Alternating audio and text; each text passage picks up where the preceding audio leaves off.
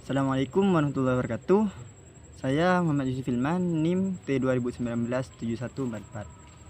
Di sini saya akan presentasikan hasil dari makalah saya yang berjudul Sejarah dan Perkembangan Ilmu Fikih. Usul fiqh adalah ilmu berijtihad atau ilmu bersepakat untuk menentukan suatu hukum berdasarkan dengan dalil-dalil yang kuat seperti nas dan juga hadis. Dalam beberapa masalah yang hadir silih berganti pada setiap zaman, terkadang kasus-kasus itu timbul yang belum pernah ada dalam kata lain, yaitu masalah.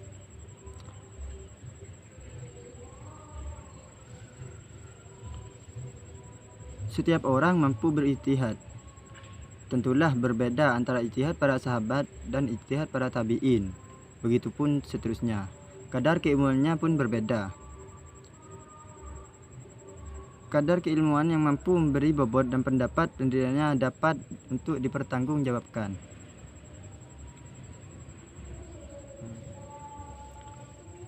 Usul fiqh baru lahir pada abad kedua Hijriah.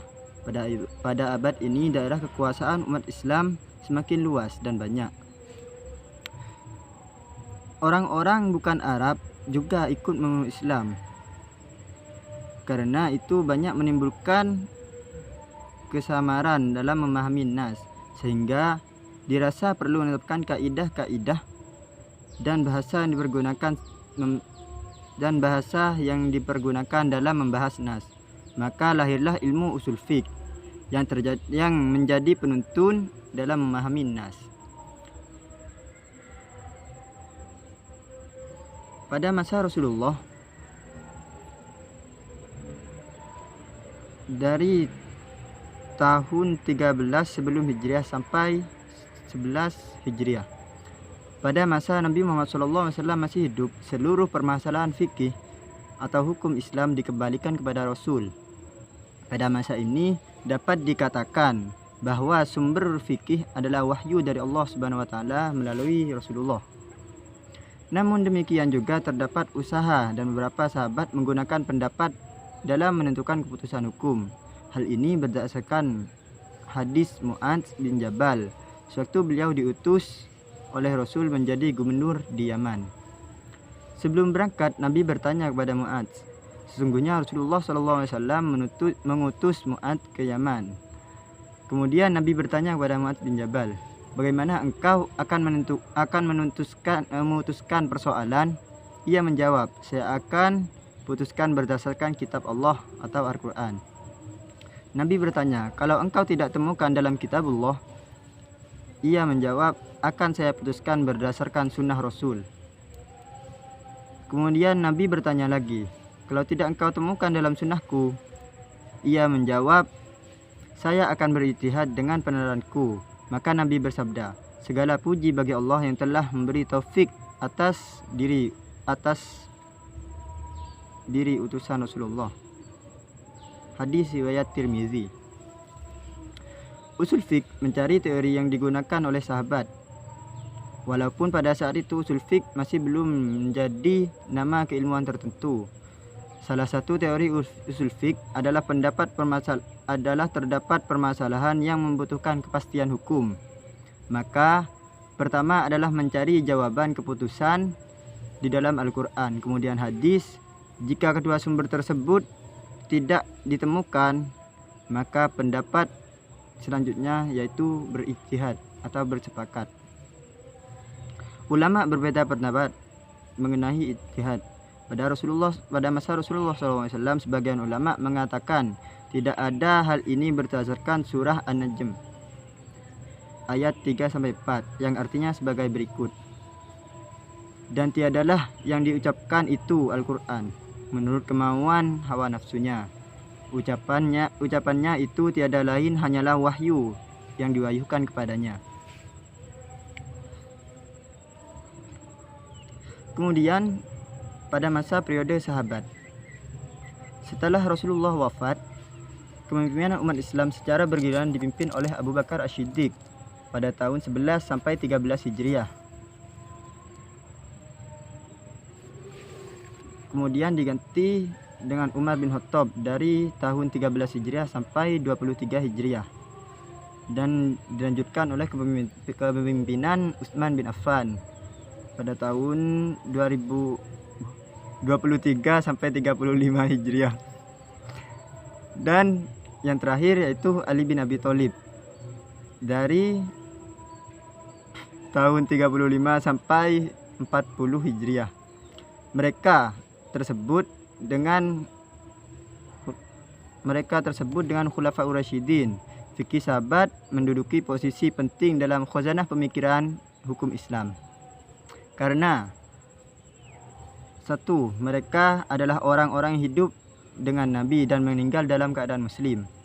Dua, zaman sahabat adalah zaman segera setelah berakhirnya masa tasyri', ilmu embrio, ilmu fikih pertama, dan mereka sendiri menjadi sumbernya. Tiga, ijtihad para sahabat menjadi rujukan yang harus, perilaku mereka menjadi sunnah yang harus diikuti. Empat, as-sunnah sepakat menetapkan bahwa seluruh pendapat baik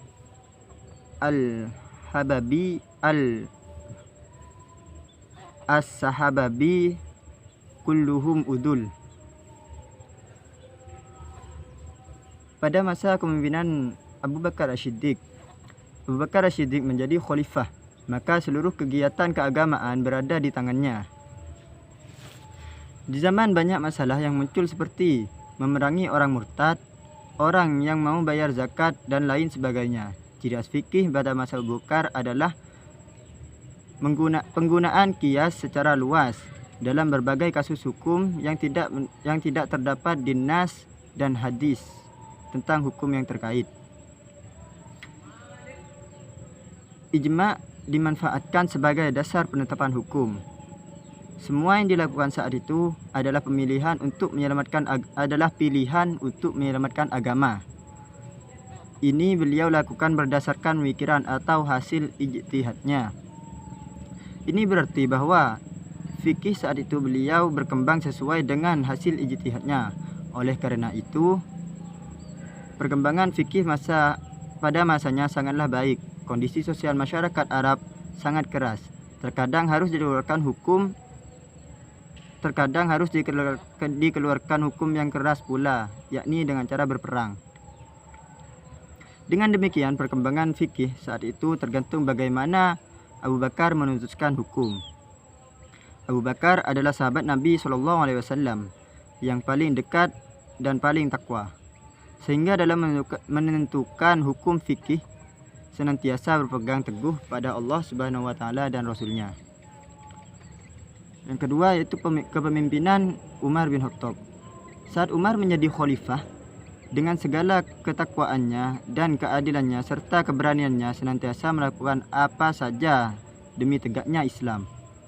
Pada masanya banyak sekali kemajuan yang dicapai oleh Islam, terutama yang menyangkut penaklukan daerah kekuasaan Islam. Sebagai seorang yang pernah hidup dengan Rasulullah, maka dapat melihat dan merasakan langsung bagaimana saat Rasulullah SAW memerintah negara dan memelihara agama. Ijtihad Umar bin Khattab. Umar adalah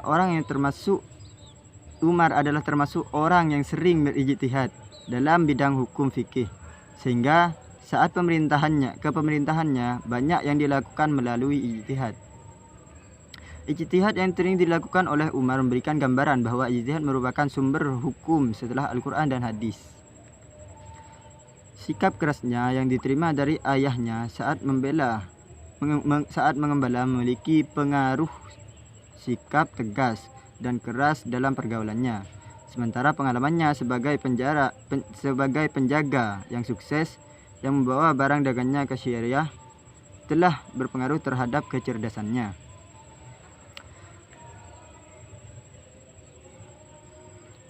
Kemudian fikih pada masa Utsman bin Affan. Saat Utsman bin Affan masih melanjutkan ekspansi Islam keluar wilayah sehingga diperolehnya wilayah-wilayah baru. Dengan demikian memerlukan penanganan dengan baik. Di masa sahabat banyak berpindah ke negeri baru, sehingga berpindah ilmu-ilmu ke daerah baru. Di sana membutuhkan adaptasi terhadap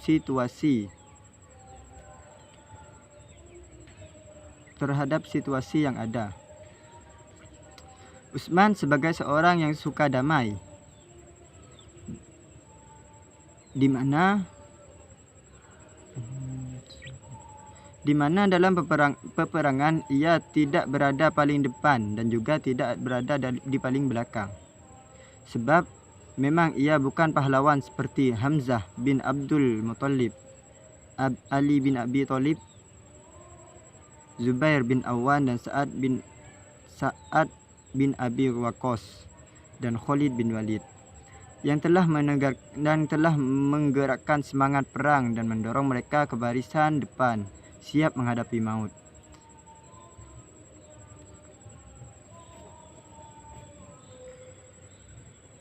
Utsman bin Affan cenderung melihat Nabi SAW menghadapi suatu masalah di mana ada pilihan.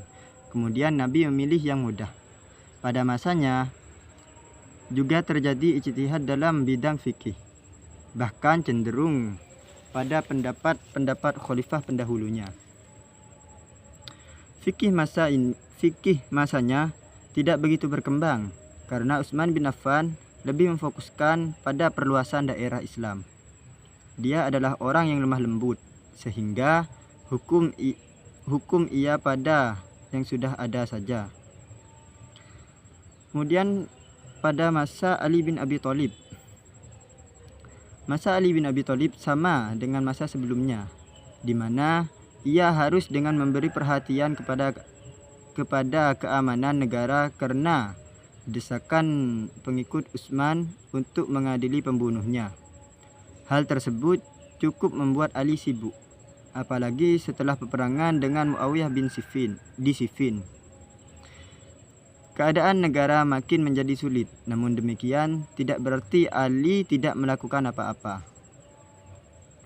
Ali tetap melanjutkan usaha-usahanya untuk memperkuat kedaulatan Islam. Perlu dicatat bahwa sahabat Rasulullah sedikit meriwayatkan hadis, sangat sedikit, yaitu Abu Bakar 142 hadis, Umar 537 hadis, Utsman 146 hadis, dan Ali 586. Jumlahnya hanya 1411 hadis, dan ini kurang dari 2% dari hadis yang diriwayatkan oleh Abu Hurairah. Masa tabi'in. Masa selanjutnya adalah setelah masa fikih sahabat berakhir, periode fikih berlanjut pada masa fikih tabi'in. Fikih tabi'in adalah fikih yang berlaku sesudah masa sahabat, yakni mereka yang berguru pada sahabat. Umumnya mereka berasal dari Khulafaur Rasyidin. Fikih masa ini berkembang sesuai dengan tumbuhnya kemajuan Islam, di mana terjadi perluasan Islam ke daerah-daerah luar Madinah. Masa ini diperintah oleh Bani Umayyah, sekalipun memperoleh kekuasaan secara kurang tepat. Namun Muawiyah setelah memerintah, ia sangat memberikan perhatian yang serius terhadap perkembangan Islam. Pada masa ini ada beberapa ahli fikih yang dilahirkan, di antaranya Sa'ib ibnu Musayyad yang wafat pada tahun 93 Hijriah, Urwah ibnu Zubair wafat pada tahun 94 Hijriah, Abu Bakar ibnu Abib wafat pada tahun 94 Hijriah, Al-Kashim ibnu Muhammad bin Abu Bakar wafat pada tahun 108 Hijriah, dan lain sebagainya. Ada hal yang penting juga yang terjadi pada zaman tabi'in, yaitu ada manipulasi hadis, di antaranya dengan cara sebagai berikut. membuang sebagian isi hadis dan menggantinya dengan kata-kata yang tidak jelas, membuang seluruh isi cerita tentang sahabat, memberi makna lain atau takwil dari hadis yang ada. Keempat, membuang sebagian isi hadis tanpa menyebutkan petunjuk ke situ atau alasan, melarang penulisan hadis Nabi, mendoifkan hadis-hadis yang mengurangi kehormatan penguasa atau yang menunjang lawan. Secara umum, terjadinya berbagai manipulasi hadis masa tabi'in bertujuan untuk membela para penguasa. Dengan demikian, rakyat akan mendukung penguasa. Fikih masa ini juga cenderung dengan khalifah. Artinya sebagai kasus terdapat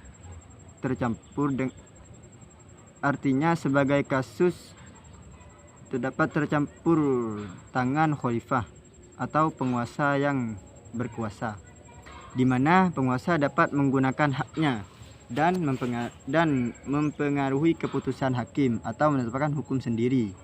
Kondisi fikih ini tersebut adalah fikih penguasa. Kemudian pada masa tabi'in, yaitu fikih pada masa mazhab. Sebelumnya, pengertian mazhab adalah mazhab berasal dari siwat masdar mimi, kata sifat, dan isim makan, kata yang menunjukkan tempat, yang diambil dari fi'il madhi, zahaba, yazhabu, zahaban, zuhuban, mazhaban, yang berarti pergi. Ensiklopedia Islam 2002.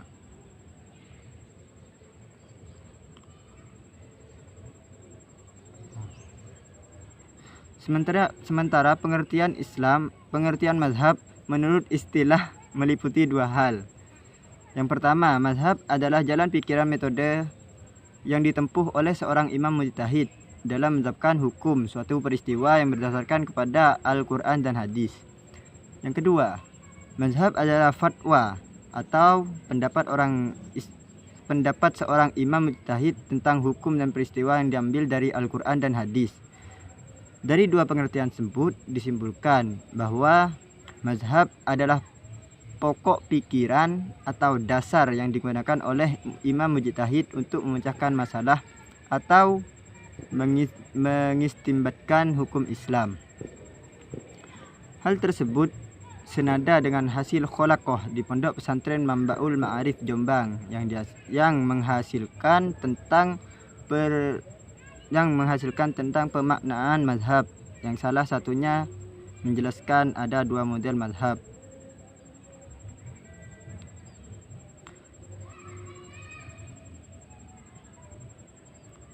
Selanjutnya, fikih pada mazhab Imam Abu Hanaf atau Imam Hanafi. Imam Hanafi yang dikenal dengan sebutan Imam Abu Hanifah yang dikenal dengan sebutan Imam Hanafi bernama asli Abu Hanifah Nu'man bin Sabit Al-Khufi, lahir di Irak pada tahun 80 Hijriah atau sama dengan 699 Masehi.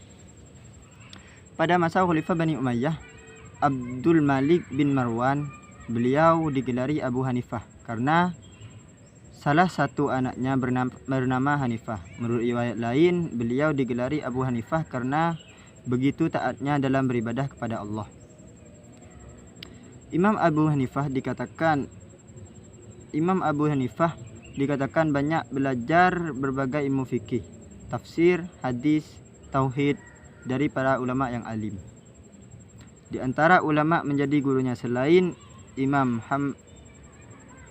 Hamad ibnu Sulaiman ialah Atta ibnu Abi Ribah. Abu Hanifah adalah seorang mujtahid yang ahli beribadah. Dalam bidang fikih, beliau belajar kepada Hamad bin Abu Sulaiman pada awal abad kedua Hijriah dan banyak belajar pada ulama-ulama tabi'in. Seperti Atta bin Abi Rabah, dan Nafi Maulana Ibnu Umar. Imam Abu Hanifah wafat pada bulan Rajab tahun 150 Hijriah atau bertepatan dengan 767 Masehi.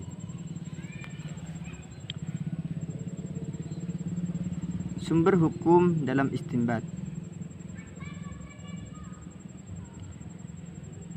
Abu Bakar Muhammad Ali At-Thaib Al-Baghdadi dalam kitabnya Al-Baghdadi menjelaskan bahwa dasar-dasar pemikiran fikih Abu Hanifah sebagai berikut. Abu Hanifah mengambil kitab Allah.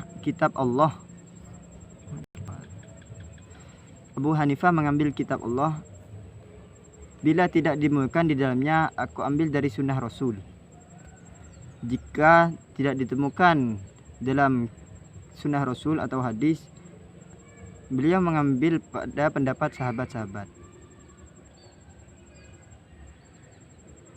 dan mengambil perkataan yang aku kendaki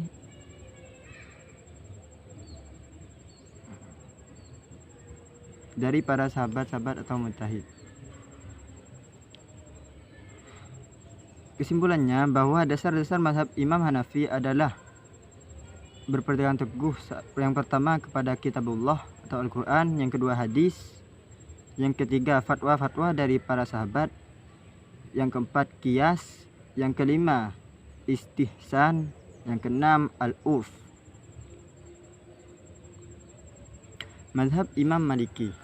Nama lengkap beliau adalah Malik bin Anas bin Malik bin Abi Amarah al-Ashahabi.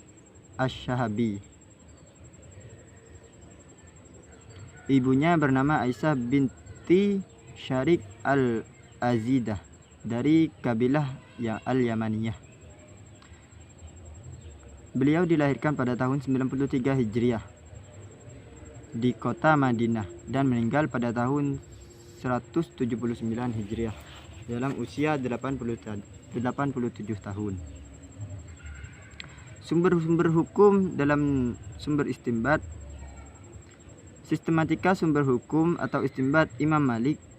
Pada dasarnya ia tidak menulis secara sistematis, akan tetapi para muridnya atau mazhabnya menyusun sistematika Imam Malik. Sebagai qadiyah dalam kitabnya Al-Mudarak sebagai berikut. Sesungguhnya manhaj Imam Dar al-Hijriyah. Pertama, ia mengambil kitabullah. Jika tidak menemukan dalam kitabullah, ia mengambil as-sunnah. Kategori sunnah menurutnya hadis-hadis Nabi dan fatwa-fatwa sahabat. Kemudian jika tidak menemukan, dia mengambil amal ahli al-Madinah, al-qiyas, al-maslahah, al-mursalah, as-sad dan ad-daroi. Fikih pada masa Imam Syafi'i. Imam Syafi'i lahir pada pemerintah Abbasiyah, tepatnya pada tahun 150 Hijriah di Gaza, Palestina.